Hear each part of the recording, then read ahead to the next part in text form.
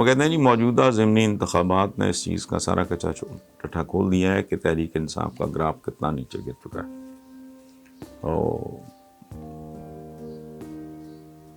اگر یہی حالات رہے تو 2023 میں تحریک انصاف کا مستقبل کیا ہوگا؟ جیسی پرفارمنس ہوگی ویسا ہی مستقبل ہوگا. میں یہ سوال 1000 بار ہو چکا ہے، 1000 بار میرا جواب یہی ہوتا ہے، اگر آپ کی پرفارمنس ٹھیک ہوگی مستقبل بھی ٹھیک ہوگا، اگر نہیں ہوگی مستقبل ٹھیک نہیں ہوگا.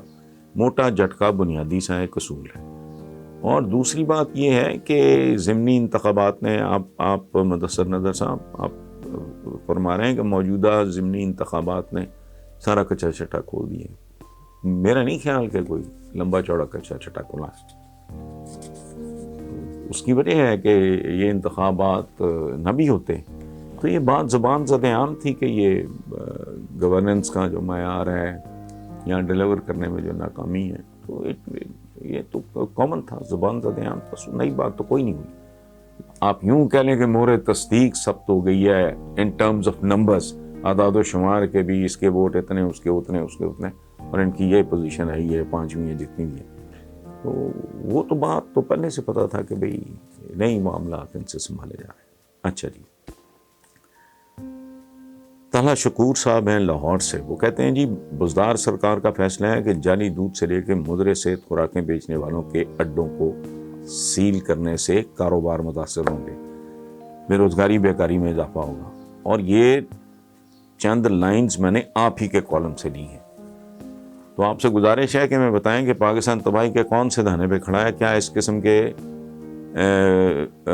رویوں کے ذریعے ہم اسرائیل کا مقابلہ کریں گے؟ انسانی زندگیوں کے ساتھ کھیل کے عمران حکومت کیا قائم رہ سکتی ہے؟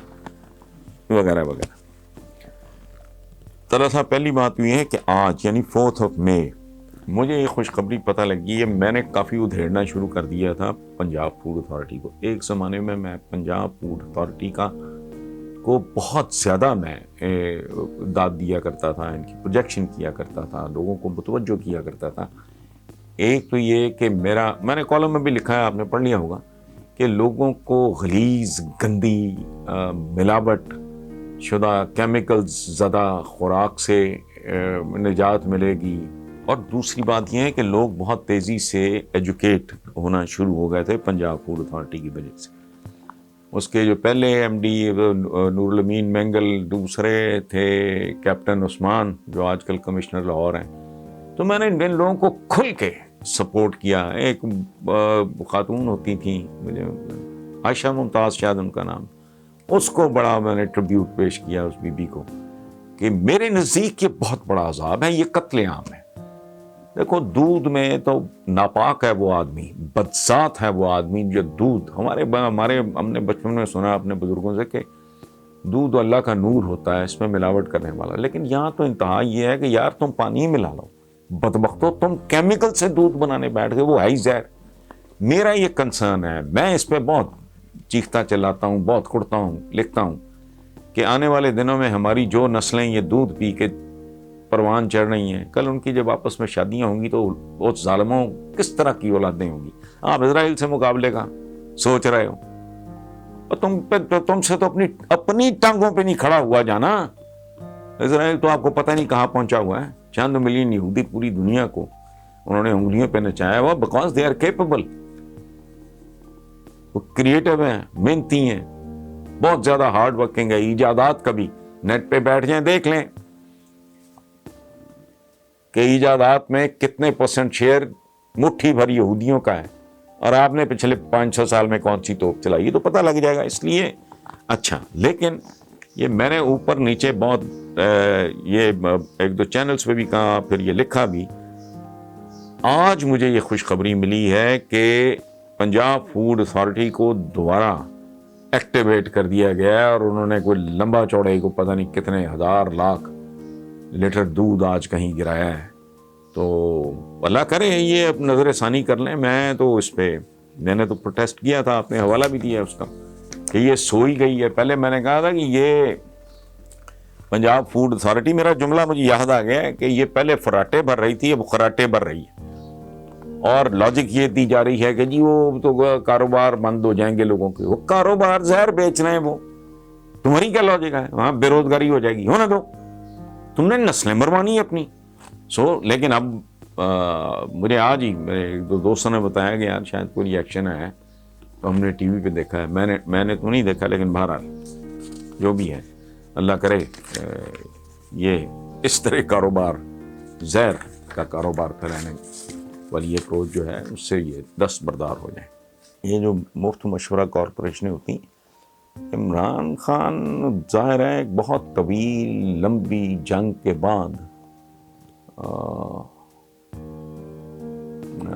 یہاں تک پہنچا ہے. تو یہ جو بیسک سی بات ہے, اس میں تو کوئی راکٹ سائنس نہیں ہے. وہ بہتر سمجھتا ہوگا, وہ بہتر جانتا ہوگا. 22 سال بیچا یہ ہے کہ بھی یہ چور ہیں, ڈکیت ہیں, لٹیرے ہیں, اب نہیں کرنا نہ کریں.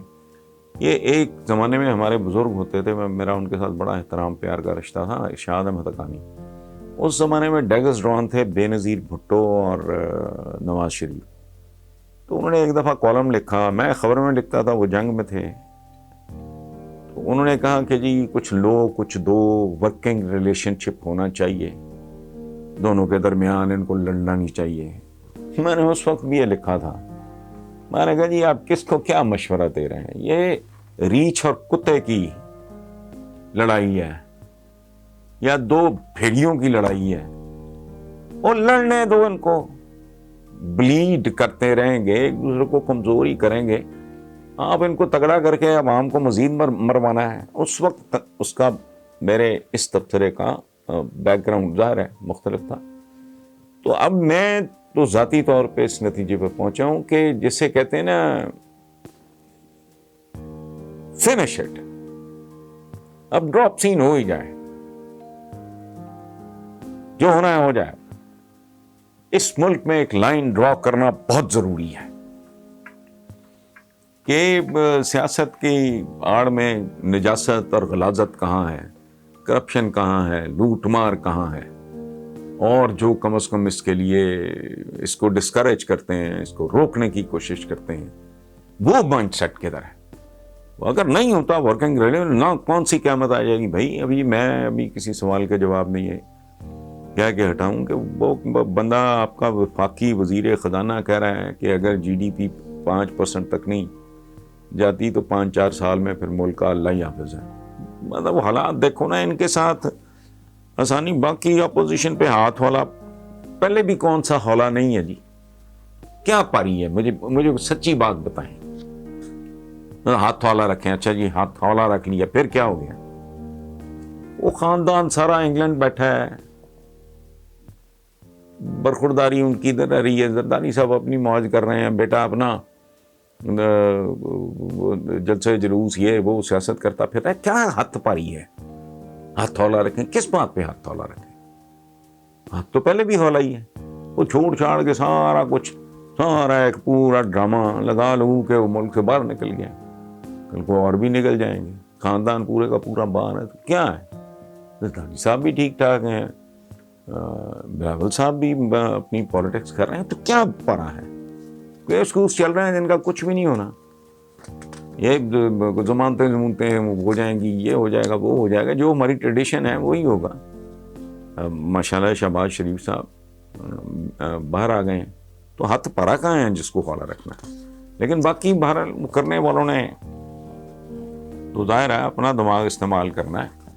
اور عمران خان اینڈ کمپنی کا تو ویسے بھی یہ خیال ہے کہ وہ عقل کل ہیں.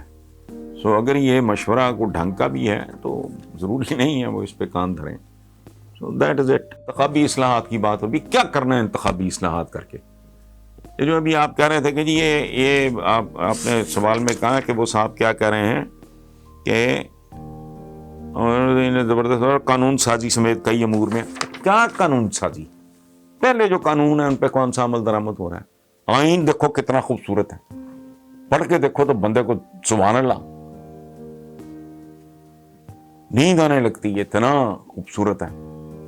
عملی طور پہ کیا ہے, کہاں ہے انتخابی اصلاحات؟ کر بھی لوگ پھر وہی چور چکے. انتخابی اصلاحات کیا مطلب ہے؟ انتخابی اصلاحات کا جب تک یہ کہانی اور ہے، اس طرح نہیں ہونا بٹس اینڈ پیسز میں. کتنا خوبصورت ڈاکیومنٹ ہے جی آپ کے آئین کا، وہ امپلیمنٹ کہاں ہوتا ہے؟ قانون تو بڑے ہیں، پہلے بھی بڑے ہیں. سوچیے ان کو اگر وہ مل جائے گا قانون سازی میں، گورنمنٹ کو آسانی ہو جائے گی، پھر کون سی توپ چل جائے گی بھائی؟ عام آدمی کو اس سے کیا فائدہ ہوگا؟